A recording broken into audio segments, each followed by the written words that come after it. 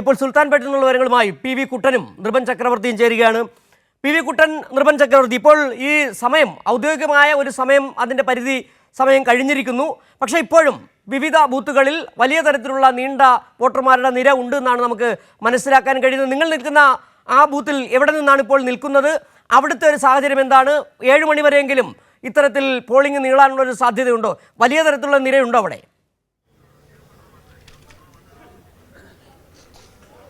സിജു, ഞങ്ങൾ നിൽക്കുന്ന ബൂത്തിൽ പോളിംഗ് അവസാനിച്ചു കഴിഞ്ഞു. ഇവിടെ ചെറിയൊരു സംഘർഷ സാധ്യത നേരത്തെ നിലനിൽക്കുന്നുണ്ടായിരുന്നു. BJP-യുടെ ജില്ലാ പ്രസിഡന്റിന് ഇരട്ട വോട്ടുണ്ടെന്നുള്ള ആരോപണം നേരത്തെ തന്നെ പുറത്തു വന്നിരുന്നു. അദ്ദേഹം വോട്ട് ചെയ്യാൻ വന്നാൽ തടയുമെന്ന് പ്രഖ്യാപിച്ചുകൊണ്ട് കോൺഗ്രസിന്റെ പ്രവർത്തകർ ഇവിടെ തമ്പടിച്ചിരുന്നു. ആ ഒരു ഘട്ടം അദ്ദേഹം പിന്നീട് വോട്ട് ചെയ്യാൻ വേണ്ടി വന്നിരുന്നില്ല. അങ്ങനെയാണ് ഈ സുൽത്താൻപേട്ട് സ്കൂളിലേക്ക് നമ്മൾ എത്തുന്നത്. ഇതിന്റെ തൊട്ടടുത്തുള്ള വെണ്ണക്കര സ്കൂൾ, നേരത്തെ സംഘർഷം നടന്ന വെണ്ണക്കര സ്കൂളൊക്കെ ഇപ്പോഴും നല്ല തിരക്കുണ്ട്. അതോടൊപ്പം തന്നെ ഗ്രാമപ്രദേശങ്ങളിൽ പഞ്ചായത്തുകളുടെ വിവിധ ഭാഗങ്ങളിലൊക്കെ നല്ല തിരക്കുകളുണ്ട്. ഇപ്പോൾ 6:05 പുറത്തു വന്ന കണക്കുകളനുസരിച്ചുകൊണ്ട് വോട്ടിംഗ് ശതമാനം 67.27%. അതായത് 1,30,992 പേരാണ് ഇതുവരെ വോട്ട് രേഖപ്പെടുത്തിയിരിക്കുന്നത്. പക്ഷേ ഇതിലും വോട്ട് ശതമാനം വർദ്ധിക്കും. കാരണം ഇനിയും പല ബൂത്തുകളിലും തിരക്കുകളുണ്ട്. വോട്ടിംഗ് ശതമാനം വർദ്ധിക്കും. പക്ഷേ കഴിഞ്ഞ തവണ 75%. ഇത്തവണ ഒരു പക്ഷേ അതിലേക്ക് എത്തില്ല എന്നുള്ള കാര്യം ഉറപ്പായി. പക്ഷേ ഒരു 70%-ത്തിനടുത്തേക്കെങ്കിലും എത്തിയപ്പോൾ എൻ്റെ കൂടെ നൃപൻ കൂടി ചേരുന്നുണ്ട്. നൃപൻ, ഈ പോളിംഗ് ശതമാനം നമ്മൾ ഉദ്ദേശിച്ച രീതിയിലേക്കല്ലേ ഇവിടെ ഒരു 35 ദിവസത്തെ പ്രചാരണം, നാട് മുഴുവൻ ഇളക്കിയുള്ള പ്രചരണം, അതിൻ്റെ ഒരു ആവേശത്തിലേക്ക് ജനങ്ങൾ പൂർണ്ണമായി എത്തിയെന്ന് പറയാൻ സാധിക്കുമോ? ഈ കുട്ടൻ സൂചിപ്പിച്ചതുപോലെ ഈ തെരഞ്ഞെടുപ്പിൻ്റെ ഒരു ആരവവും ആവേശവും അതനുസരിച്ചിട്ടുള്ള വോട്ടർമാരുടെ വലിയ ഒഴുക്ക് ഈ പാലക്കാട് നിയമസഭാ മണ്ഡലത്തിൽ ഉപതെരഞ്ഞെടുപ്പിൽ ഉണ്ടായില്ല എന്ന് ഈ നിമിഷം നമുക്ക് പറയാം. പക്ഷേ പൂർണ്ണമായി പോളിംഗ് ശതമാനം കുറയുന്നൊരവസ്ഥ ഉണ്ടാകാൻ സാധ്യതയില്ല. കാരണം ഇത് ഒരു 15 മിനിറ്റ് മുമ്പേ വന്നതാണ്. അപ്പോൾ ഒരു 5:30-5:45 സമയത്തുള്ള കണക്കായിരിക്കും. ഒരു 5:30-ക്ക് മുൻപായിരിക്കും. അതിനുശേഷവും നമ്മൾ ഇപ്പോൾ അല്പം മുമ്പ് ശരത്ത് പറഞ്ഞതാണ്, വിവിധ പഞ്ചായത്തുകളിൽ ഇപ്പോഴും വോട്ടർമാരുടെ നീണ്ട ക്യൂ ഉണ്ട്. അവിടെയെല്ലാം ടോക്കൺ കൊടുത്ത് വോട്ടർമാർ കാത്തിരിപ്പുണ്ട്. അതുകൊണ്ട് 70% കടക്കും എന്ന കാര്യത്തിൽ നമുക്ക് ഭാഗ്യമായെങ്കിലും അംഗീകരിക്കേണ്ടി വരും. 70-71% പോകാനുള്ള സാധ്യതയുണ്ട്. എന്നാലും പോളിംഗ് ശതമാനം കുറവില്ല. പക്ഷേ കുട്ടർ സൂചിപ്പിച്ചതുപോലെ കേരളത്തിൻ്റെ രാഷ്ട്രീയ തലസ്ഥാനമായി പാലക്കാട് മാറി. നിരവധി വിവാദങ്ങൾ പാലക്കാട് ഉണ്ടായിരുന്നു.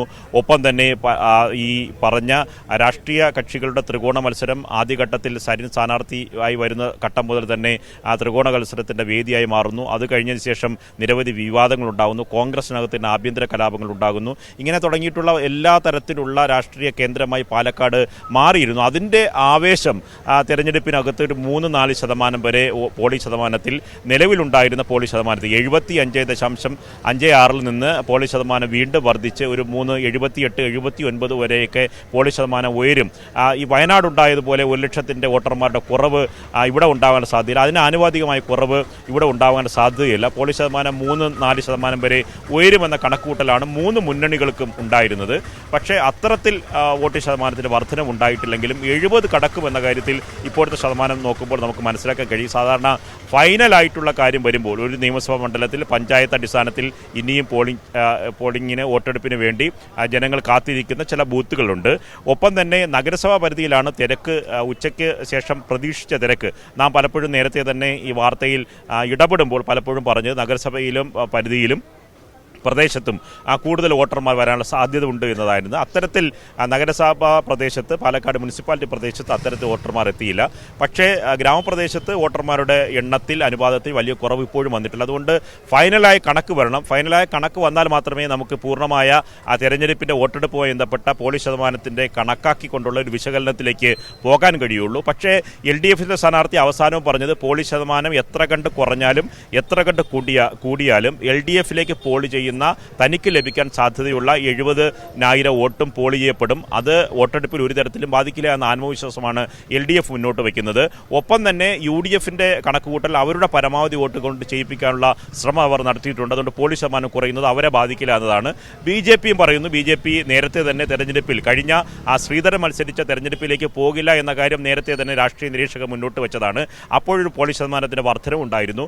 ആ വോട്ട് BJP-ക്ക് സമാഹരിക്കാൻ കഴിയുമോ, ആർക്കാണ് ഈ വോട്ടിൻ്റെ ചോർച്ചയുണ്ടാവുക എന്ന കാര്യങ്ങളൊക്കെ സമഗ്രമായ വിശകലനം ചെയ്യുമ്പോൾ മാത്രമേ നമുക്ക് മനസ്സിലാവുകയുള്ളൂ. ഇപ്പോൾ പോളിംഗ് ശതമാനത്തിൽ വലിയ കുതിച്ചുചാട്ടം ഉണ്ടായിട്ടില്ല എന്ന കാര്യം ഇപ്പോൾ നമുക്ക് വിലയിരുത്താൻ കഴിയും. ഫൈനലായിട്ടുള്ള കാര്യങ്ങൾ വരേണ്ടതുണ്ട്. ഇപ്പോൾ നമുക്ക് ഒരുപക്ഷെ നൃപൻ പറഞ്ഞത് പ്രകാരം 5.25 ഒരു കണക്കാണ് ഈ 67.24% എന്ന് പറയുന്ന കണക്ക്.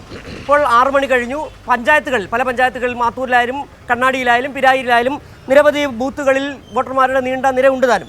കഴിഞ്ഞ തവണത്തെ 75% നിന്ന് 70% ആയാൽ പോലും 5% കുറവ് വരുന്നുണ്ട്. അത് നമുക്ക് വയനാട്ടിൽ കണ്ടതാണ്. ഒപ്പം തന്നെ മറ്റ് മണ്ഡലങ്ങളിൽ, അതായത് വയനാട്ടിലും കണ്ടു, മറ്റ് നേരത്തെ നടന്ന നിയമസഭാ മണ്ഡലങ്ങളിലൊക്കെ നമ്മൾ കാണുകയും ചെയ്തു.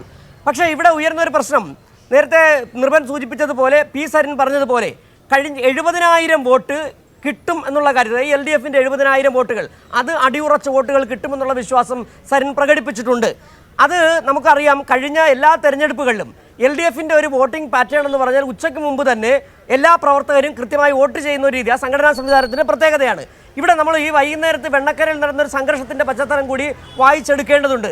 രാഹുൽ മാങ്കൂട്ടത്തിൽ കൃത്യമായ പ്ലാനിങ്ങോടുകൂടി അവിടെ ചെല്ലുന്നു. അവിടെ 1000-ലധികം വോട്ടർമാർ, അവിടെ ആ ബൂത്തുകളിൽ നിരവധി വോട്ടർമാർ വീണ്ടും വോട്ട് ചെയ്യാനുണ്ട്. അവിടെ ഒരു സംഘർഷാവസ്ഥ സൃഷ്ടിക്കുക, വോട്ടിങ്ങിൻ്റെ ഒരു ശതമാനം കുറയ്ക്കുക എന്ന ഒരു നിലപാട് രാഹുൽ മാങ്കൂട്ടത്തിനുണ്ടായി. BJP ആ സംഘർഷത്തിൽ പങ്കാളികളാവുകയും ചെയ്തു. ഈ 5% വോട്ട് പറഞ്ഞു വന്നു കഴിഞ്ഞാൽ 5% കുറഞ്ഞത് ആരെ ആയിരിക്കും ബാധിക്കുക? നമുക്കറിയാം, ഈ തെരഞ്ഞെടുപ്പ് പ്രഖ്യാപിച്ചതിന് ശേഷം ഉണ്ടായ വലിയ അടിയൊഴുക്കുകൾ, ആ അടിയൊഴുക്കുകൾ ആടി ഉലഞ്ഞത് UDFും BJPയുമാണ്. ഈ 5% കുറവ് ആരെ ആകും ബാധിക്കുക? നമുക്കൊരു ചെറിയ വിശകലനം നടത്തി കഴിഞ്ഞാൽ. സിജു, നമുക്ക് ഫൈനലായ ഒരു വിലയിരുത്തൽ എത്തിയിട്ടില്ലെങ്കിൽ ചില സൂചകങ്ങളുണ്ട്. ഈ അതൃപ്ത വോട്ടുകൾ ആണ് സാധാരണ പോൾ ചെയ്യാതിരിക്കുക. അപ്പോൾ അതൃപ്ത വോട്ടുകൾ ഏത് മുന്നണിയാണ് ബാധിക്കുക എന്ന വിലയിരുത്തൽ രണ്ടാമത് നടത്തണം. അതാണ് സിജു സൂചിപ്പിച്ച ഒന്നാമത്തെ കാര്യം. അതായത് UDFിൻ്റെ ഭാഗത്ത് സ്ഥാനാർത്ഥി നിർണയം മുതൽ അവസാനം സന്ദീപ് വാര്യർ എന്ന RSSൻ്റെ നേതാവ് UDFിൽ വന്നതുവരെയുള്ള ആഭ്യന്തര പ്രശ്നങ്ങൾ UDFിനെ, പ്രത്യേകിച്ച് കോൺഗ്രസിനെ ഉലച്ചിട്ടുണ്ട്. അവിടെ അതൃപ്ത വോട്ട് ഉണ്ടാകാനുള്ള സാധ്യതയുണ്ട്. രണ്ടാമത്തെ ഒരു കാര്യം, ഈ BJPക്കകത്തുള്ള ആഭ്യന്തര പ്രശ്നമാണ്. ശോഭാ സുരേന്ദ്രൻ്റെ സ്ഥാനാർത്ഥി ആയി പ്രഖ്യാപിക്കുന്ന തരത്തിൽ ആദ്യഘട്ടത്തിൽ BJPയുടെ പ്രചരണം പ്രാദേശികമായി നടത്തുന്നു. BJPയുടെ ദേശീയ നേതാക്കളടക്കം ഇക്കാര്യത്തിൽ അഭിപ്രായ വ്യത്യാസങ്ങൾ പറയുന്നു. പാലക്കാട് BJP നേതാക്കൾ ഇക്കാര്യത്തിൽ പരസ്പര വിരുദ്ധമായ അഭിപ്രായങ്ങൾ പറയുന്നു. തുടർന്നാണ് ഈ പറയുന്ന BJPയുടെ സ്ഥാനാർത്ഥി വരുന്നത്, കൃഷ്ണകുമാർ വരുന്നത്. അപ്പോൾ അതിൻ്റെ ഒരു അതൃപ്തി ഉണ്ട്. സന്ദീപ് വാര്യരുടെ പോക്ക് വരെയുള്ള പ്രശ്നങ്ങൾ BJPക്കുള്ളിലും അതൃപ്തിയുണ്ട്.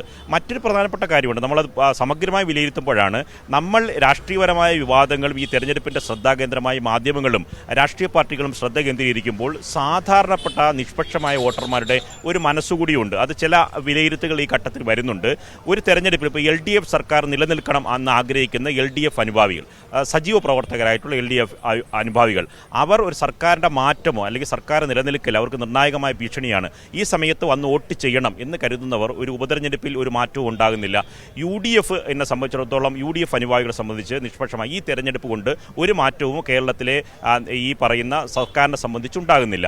അതുകൊണ്ടും അവരെ സംബന്ധിച്ച് വളരെ നേരത്തെ തന്നെ PV കുട്ടൻ പറഞ്ഞതുപോലെ, നമ്മളൊരു ബൂത്തിൽ പോയപ്പോൾ ചില വോട്ടർമാരോട് സംസാരിച്ചപ്പോൾ അവർ പറഞ്ഞത്, കഴിഞ്ഞ പാർലമെന്റ് തെരഞ്ഞെടുപ്പിൽ ഗൾഫിലൊക്കെ ഉണ്ടായിരുന്ന ആൾക്കാർ വന്ന് വോട്ട് ചെയ്യിപ്പിച്ചിരുന്നു. ഇപ്പോൾ ഈ പാർലമെന്റ് തെരഞ്ഞെടുപ്പ് കഴിഞ്ഞിട്ട് കുറച്ച് ദിവസമായുള്ള അടുത്തൊരു വോട്ടെടുപ്പിലേക്ക് വേണ്ടി ദൂര സ്ഥലങ്ങളിലൊന്നും വോട്ട് ചെയ്യാൻ താമസിക്കുന്നവരും ജോലിക്ക് പോയവരൊന്നും വോട്ട് ചെയ്യാൻ വന്നിട്ടില്ല എന്ന കാര്യം. അങ്ങനെ ഇത്തരം നിസ്സംഗതകൾ ഉണ്ടായിട്ടുണ്ടോ, അതല്ലെങ്കിൽ പാർട്ടിക്കുള്ളിലെ ആഭ്യന്തര പ്രശ്നങ്ങൾ കാരണം അതൃപ്ത വോട്ടുകൾ വരാത്തത് ഏത് മുന്നണിയാണ് എന്ന തരത്തിലെ വിലയിരുത്തലിൽ ഇനി ബൂത്ത് അടിസ്ഥാനത്തിലെ കണക്കുകൾ, ആകെ പോൾ ചെയ്ത വോട്ടുകൾ കണക്കാക്കി ഏതെല്ലാം ബൂത്തുകളിലാണ് കുറവ് വന്നത്, പഞ്ചായത്തിലാണോ നഗരസഭയിലാണോ, ഈ ബൂത്തുകളിൽ കുറവ് വന്ന നഗരസഭയിലെ കൗൺസിലർമാർ ആരൊക്കെയാണ്, ഏത് പാർട്ടിയാണ് ഭരിക്കുന്നത്, ഇത്തരത്തിൽ അവലോകനം ചെയ്യുമ്പോൾ മാത്രമാണ് അതൃപ്ത വോട്ടുകൾ, നെഗറ്റീവായി വരാൻ സാധ്യതയുള്ള വോട്ടുകൾ വന്ന് ചെയ്തിട്ടില്ല എന്ന കാര്യം നമുക്ക് വിലയിരുത്താൻ കഴിയുക. അപ്പോൾ മാത്രമേ നമ്മൾ സരിൻ പറയുന്ന അവകാശവാദവും ഒപ്പം തന്നെ UDF മുന്നോട്ട് വയ്ക്കുന്ന, BJP മുന്നോട്ട് വയ്ക്കുന്ന അവകാശവാദത്തെ സമഗ്രമായി വിലയിരുത്താനും കഴിയും. സിജു. ശരി, നിർഭൻ, കുട്ടനിലേക്ക് വന്നാൽ, കുട്ടൻ, നിലവിൽ നമുക്കറിയാം കഴിഞ്ഞ 35 ദിവസത്തിലേറെയായി കുട്ടനും കൈരളി ടീമും അവിടെ തന്നെ ഉണ്ടായിരുന്നു. എന്താണ് ശരിക്കും ആ മണ്ഡലത്തിൽ ചർച്ച ചെയ്യപ്പെട്ടത്? ആ മണ്ഡലത്തിൻ്റെ പൊതുവികാരം എന്താണെന്ന് നിങ്ങൾക്ക് ഈ ഇത്രയും ദിവസങ്ങളിലെ ആ മണ്ഡലങ്ങളിലൂടെയുള്ള പര്യടനത്തിൽ മനസ്സിലായിട്ടുമുണ്ട്. എനിക്ക് മനസ്സിലാക്കാൻ കഴിഞ്ഞ ഒരു കാര്യം, ഈ ചർച്ചയിലുടനീളം ഈ തെരഞ്ഞെടുപ്പുമായി ബന്ധപ്പെട്ട നിരവധി വിവാദങ്ങൾ, കോൺഗ്രസിൻ്റെ കള്ളപ്പണമടക്കം BJPയുടെ കൊടകര കുഴൽപ്പണ കേസ് അടക്കം മണ്ഡലത്തിൽ ചർച്ച ചെയ്യപ്പെട്ടപ്പോൾ ഒരിക്കൽ പോലും ഭരണവിരുദ്ധ വികാരം എന്നുള്ള ഒരു പ്രശ്നം ഒരു വോട്ടറും ചൂണ്ടിക്കാട്ടിയത് നമുക്ക് കാണാൻ കഴിഞ്ഞില്ല. അവിടെ ചർച്ച ചെയ്തത് രണ്ട് മുന്നണികളുടെ, അതായത് ഈ NDAയുടെയും ഒപ്പം തന്നെ UDFിൻ്റെയും വലിയ തരത്തിലുള്ള വർഗീയ നിലപാടുകൾ, അവർ തമ്മിലുള്ള ഡീല്, കള്ളപ്പണമൊഴുക്ക്, ഈ വിഷയങ്ങൾ ചിത്രത്തിലേക്ക് കൊണ്ടുവരാൻ LDFന് കഴിഞ്ഞിട്ടുണ്ട്. അത് കൃത്യമായി മണ്ഡലത്തിലെ വോട്ടർമാർ ചർച്ച ചെയ്തിട്ടുണ്ട്. കുട്ടൻ. സിജു, ഇതിനകത്ത് ഈ തെരഞ്ഞെടുപ്പ് നമുക്കറിയാം, പാലക്കാട്ടെ തെരഞ്ഞെടുപ്പ് പ്രഖ്യാപിച്ചൊരു ഘട്ടത്തിൽ ഒരുപക്ഷെ ഇത്രയും വലിയൊരു മത്സരം നടക്കും, ഇത്രയും വലിയൊരു പോരാട്ടം നടക്കും എന്നുള്ളൊരു പ്രതീക്ഷയൊന്നും ആദ്യഘട്ടത്തിൽ നമ്മൾക്ക് പോലും ഉണ്ടായിരുന്നില്ല. പക്ഷെ വളരെ പെട്ടെന്ന് ഈ പാലക്കാടിൻ്റെ ഇത്തവണത്തെ ഈ ഉപതെരഞ്ഞെടുപ്പിൻ്റെ ഒരു ചിത്രം പരിശോധിച്ച് നോക്കിയാൽ ഓരോ ഘട്ടത്തിലും ട്വിസ്റ്റുകളാണ്, ഓരോ ഘട്ടത്തിലും ട്വിസ്റ്റുകൾ എന്ന രീതിയിലേക്ക് മാറി വരുന്നൊരു സാഹചര്യം നമുക്ക് കാണാൻ വേണ്ടി പറ്റുന്നുണ്ട്. സിജു, അതിനിടയിൽ നമുക്ക് ഏറ്റവും പുതിയ വോട്ടിംഗ് ശതമാനം കൂടി ഒന്ന് പരിശോധിക്കാം. 68.48% ഇപ്പോൾ ഏറ്റവും ഒടുവിൽ വന്നിട്ടുള്ള പോളിംഗ് ശതമാനം. അതായത് ഏതാണ്ട് 70-നടുത്തേക്ക് എത്തുന്നു എന്നുള്ളതാണ്. പക്ഷേ കഴിഞ്ഞ തവണത്തെ 75 എന്നുള്ളത് അവിടെ നിൽക്കുന്നുണ്ട്, 5% അവിടെ നിൽക്കുന്നുണ്ട്. ഓക്കെ, അതിലേക്ക് നമുക്ക് തിരിച്ചു വരാം. അപ്പോൾ സിജു സൂചിപ്പിച്ചതുപോലെ തന്നെ ഇവിടെ ആദ്യഘട്ടത്തിൽ തെരഞ്ഞെടുപ്പ് പ്രഖ്യാപിച്ച ഉടൻ തന്നെ UDF സ്ഥാനാർത്ഥിയെ പ്രഖ്യാപിക്കുന്നുണ്ട്. അതിന് പിന്നാലെയാണ് വലിയ രീതിയിൽ കോൺഗ്രസിനകത്ത് വലിയ പൊട്ടിത്തെറികൾ ഉണ്ടാകുന്നു, വലിയ അസ്വാരസ്യങ്ങൾ ഉണ്ടാകുന്നു. ഡോക്ടർ പി സരിൻ, കോൺഗ്രസിന്റെ യുവജന മുഖമായ ഡിജിറ്റൽ സെല്ലിന്റെ കൺവീനർ കൂടിയായ പി സരിൻ പ്രതിപക്ഷ നേതാവിനും അതോടൊപ്പം തന്നെ ഷാഫി പറമ്പിനും ഒക്കെ എതിരെ അതീവ ഗുരുതരമായ ആരോപണങ്ങൾ ഉന്നയിച്ചുകൊണ്ട് വാർത്താ സമ്മേളനം നടത്തുന്നു.